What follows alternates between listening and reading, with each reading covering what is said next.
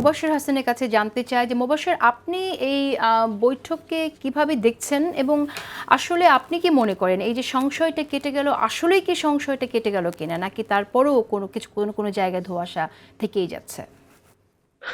আর ধন্যবাদ জেসিন আপা আমাকে আমন্ত্রণ জানানোর জন্য।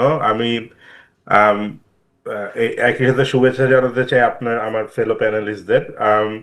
আমার কাছে মনে হচ্ছে যে এই মিটিংটা আহ, তিনটা গুরুত্ব আছে। এক নম্বর হচ্ছে যে তারেক রহমান সাহেব, যিনি আপনার একসময় টর্চার্ড হয়ে দেশ ছাড়তে বাধ্য হয়েছিলেন এবং যার ভাষণ দেশে প্রচার করা অনেকটা অপরাধ করে ফেলা, অপরাধের মতো গণ্য করা হতো আওয়ামী লীগ আমলে, এবং যিনি দলের অত্যন্ত কঠিন সময়ে আহ, লন্ডন থেকে বিএনপির গ্রাসরুটের লোকজনদেরকে বিভিন্নভাবে ফ্যাসিবাদের বিরুদ্ধে লড়াই করার জন্য এবং চ্যালেঞ্জ করার জন্য উদ্বুদ্ধ করে দলকে আরো শক্তভাবে গড়ে তুলেছিলেন।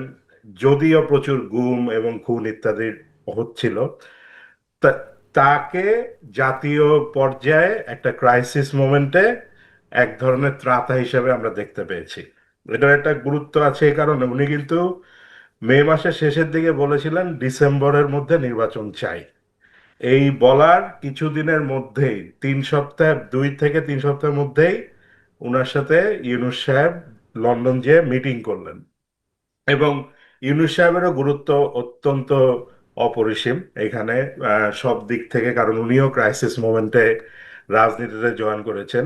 এবং এই দুইজনের মিটিং এর আগ পর্যন্ত পাওয়ার সার্কেলে কিন্তু অনেক ধরনের ইন্টারেস্ট গ্রুপ ছিল যারা এই দুজনের মধ্যে একটা দূরত্ব তৈরি করে দিয়েছিল। এবং এইটা আপনার বিভিন্ন সামাজিক মাধ্যমে, বিভিন্ন নিউজ মিডিয়াতে বিভিন্নভাবে এই জিনিসটা আসছিল এবং দেশের সবাই এক ধরনের সংকটের জন্য তৈরি হচ্ছিল। আমার কাছে মনে হয় যে ওই দিক থেকে এক নম্বর হচ্ছে তারেক রহমানের জাতীয় নেতা হিসেবে এই এক্সাইলের থেকে এই যে দেশের এক ধরনের অস্থিতিশীল পরিবেশে দেশের মানুষকে এক ধরনের স্থিতিশীলতার আভাস দেয়া, এটা অত্যন্ত গুরুত্বপূর্ণ তার লিডারশিপ লিগেসির জন্য, নাম্বার ওয়ান। নাম্বার টু, এই দুইজন লিডারের যে মিটিংটা, এই মিটিংটা অনেক বড় সংকট কাটিয়ে দিতে আশা করি আমাদের সাহায্য করবে। এবং আমি যতটুকু খবর পেয়েছি যে অত্যন্ত সৌহার্দ্যপূর্ণভাবে দুজনের মধ্যে একান্ত যে কথা হয়েছে, দুজনই খুবই খোলামেলা কথা বলেছেন এবং এক ধরনের ঐক্যমতে পৌঁছেছেন। এবং আপনারা দেখেন যে উনি গীতা থানবেগের বইও দিয়েছেন এক ধরনের অ্যাক্টিভিজমের, এবং that shows the transformation, right, that shows the transformation of Tarique Rahman. এবং তারেক রহমানকে কিন্তু আপনার বিএনপির লোকজন তার জন্য এক ধরনের পাগল, কিন্তু জাতীয় পর্যায়ে এই যে এত কোটি কোটি নতুন ভোটার, তারা কিন্তু তাকে এই প্রথমবারের মতো দেখলো।